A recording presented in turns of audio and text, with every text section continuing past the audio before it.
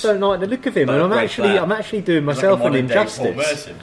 And it's my pride that is I'm putting it before my team. Yeah, and I've done the same with Danny Ings. I haven't got him in, and that's my problem. And next year you're going to see a new Jimmy Ferg.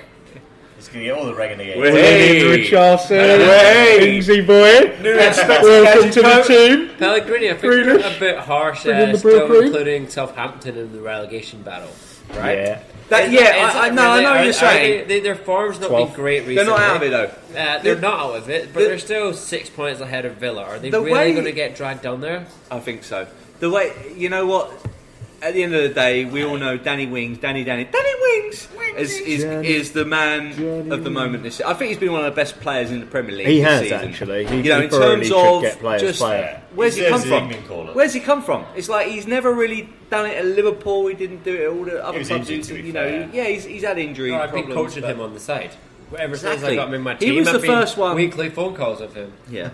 I made the shout about Grealish. I had him first week of the season. John McGinn fanboy did make the shout early on with Danny Wings, and that's probably why one of the reasons why you're at the top. One. I mean, he's come from Winchester though, mate.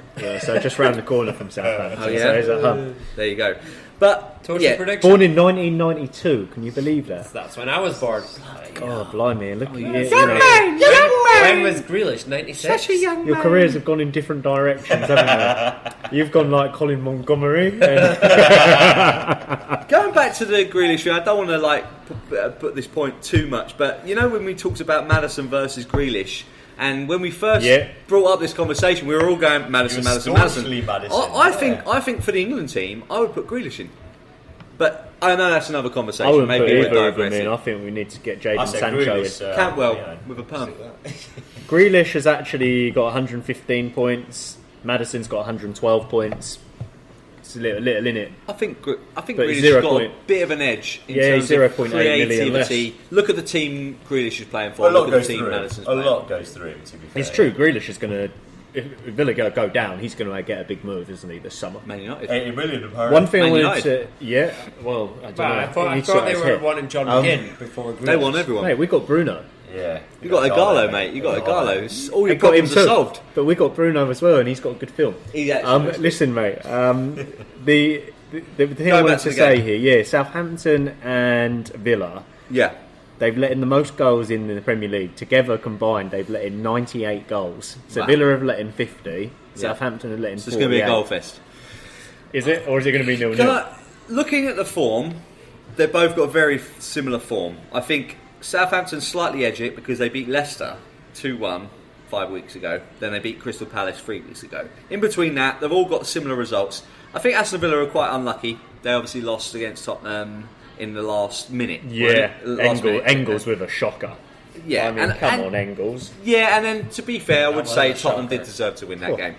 But did Tyrone Mings go after him? I would have if I was Tyrone. He was injured. I think he was going after him on he had Baby Raheem on his back. Yeah, so I just think the form is very similar, but I think Southampton with Danny Ings up front, Danny Wings, that's the difference. That's always going to be a difference, and I think you're right. John McGinn fanboy, I think you're right. Southampton, I think they will get dragged into the relegation scrap because I think it will be so tight. Do you not think Southampton are a stronger team than Villa? And Southampton playing at home? What's the score going to be? I think Southampton will win, I think Southampton will win 2-1. 2-1? 2-1. Double up on Danny? Given how many... I would even say Danny Ings is a contender because looking at all the other games like Man City... I'm going to get him in. You could captain him. Mate, given how... I'm actually going to say, given how many goals they would let in, I'm seeing a 5-4. Yeah, it's going to be a blinder. It is going to be a good game. I'm going to strap in for Danny Wings get to take me to the next level. Get as many points as you can from Wings and Grealish. I agree. So there you go. I think that sort of sums it up. Excellent, thanks, fellas. No, that was perfect, mate. We took you off track a little bit, but that was a good synopsis of that game. It is going to be a good game. I can see why you picked it. A lot of goals there. I'm focusing on the Sunday, my beloved Red Devils. United. We come off the back of a 2-0 win against Chelsea. Thoroughly deserved. Obviously, listeners, you can hear from me. I've got that Surrey voice. I'm obviously, 90s kid.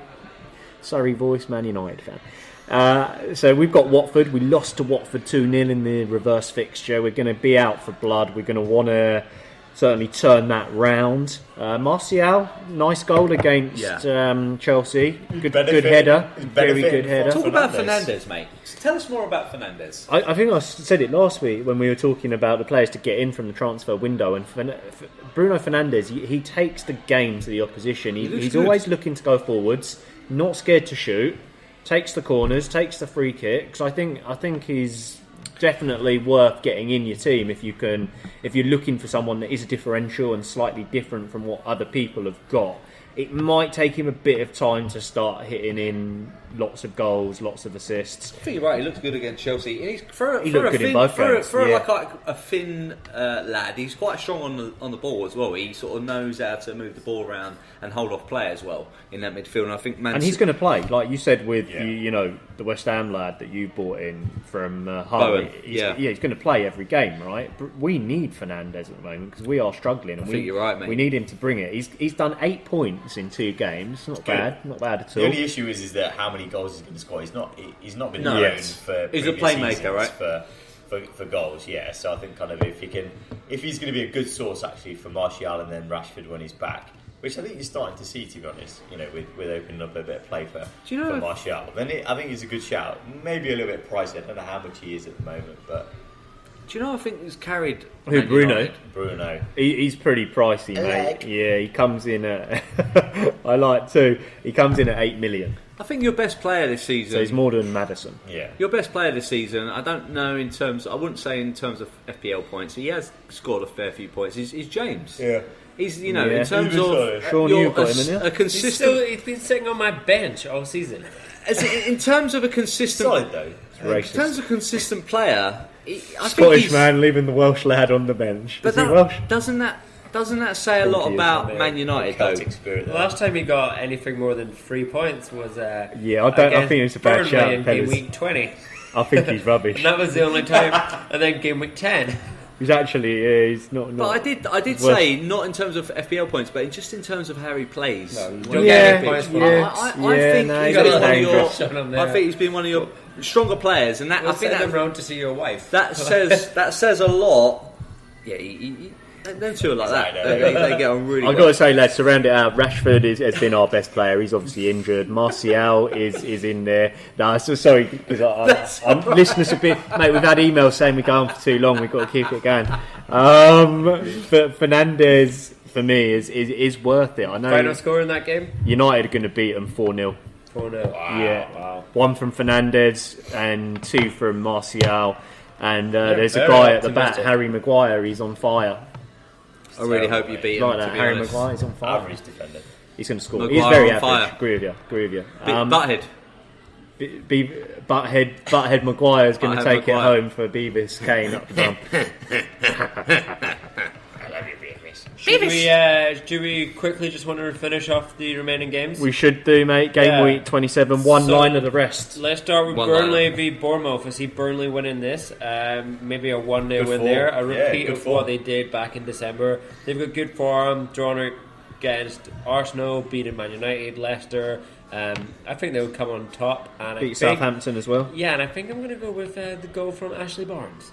Nice. Scored for a while. Nice. Okay, so I'd also call out Wood there. He's always worth it. And then we're going on to Crystal Palace versus Newcastle. Both of these teams actually been struggling a little bit in the last few weeks. Palace 3 defeats in a row. Yeah.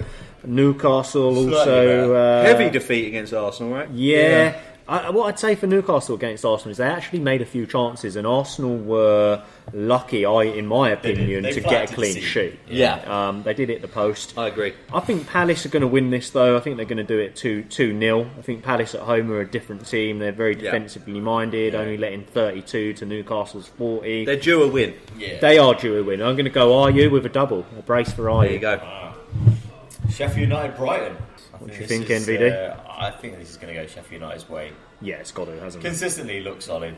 Even though Brighton, been no win in 5 for Brighton. Sheffield United 3 wins in 5. Amongst the goals, but not enough to challenge Sheffield United. set up so well.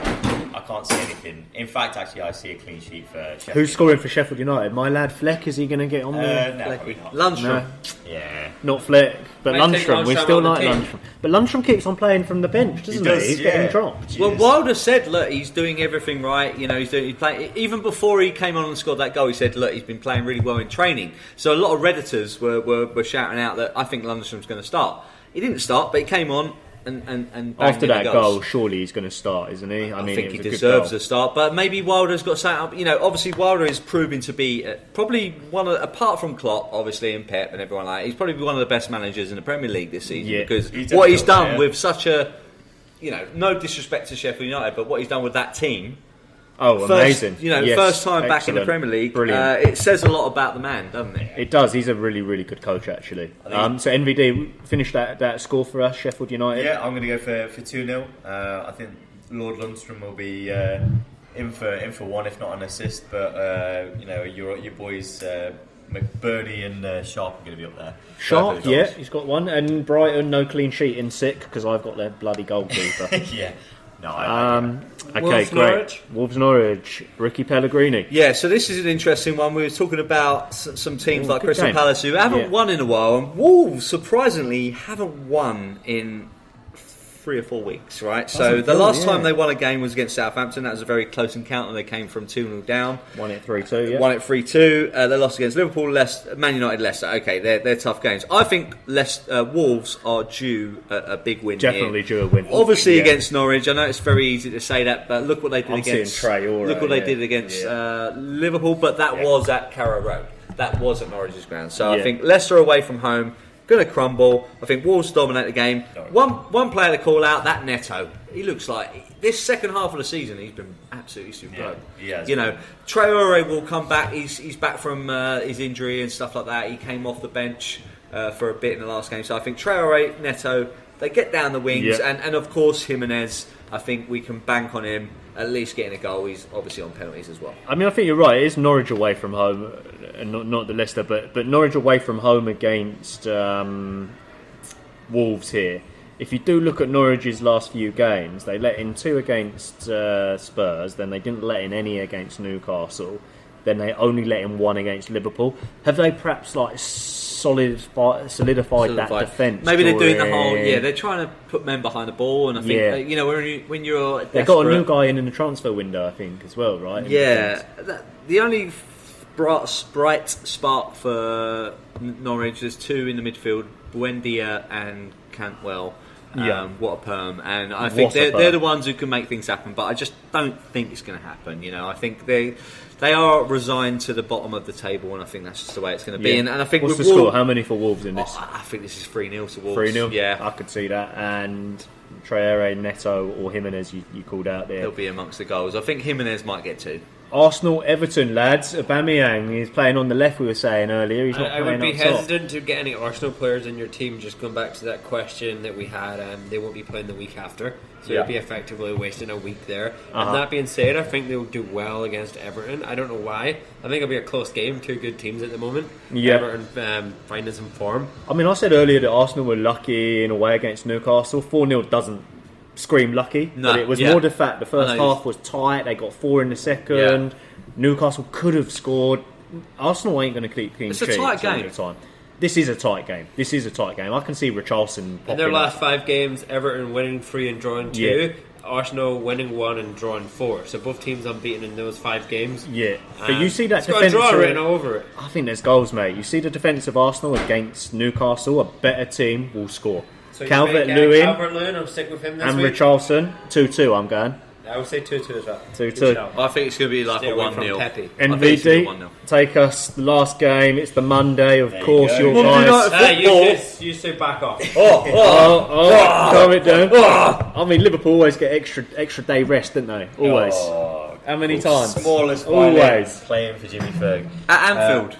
Which you haven't lost at Anfield all season, have you? That's right. You guys played each other a few weeks ago. They haven't lost in like about 10 years. No. When is the last time you've only lost? It's probably like last year. Easily 2 years ago. But Liverpool, West Ham. We won the reverse fixture at the stadium a couple of weeks back, 2-0. Mo Salah got on the score sheet as well as Oxlade-Chamberlain. I think we should just stand 11 players on the goal line. Try. Just try the best. Just try our best. Try. Over 3 years. Yeah. Tallest players. To be fair,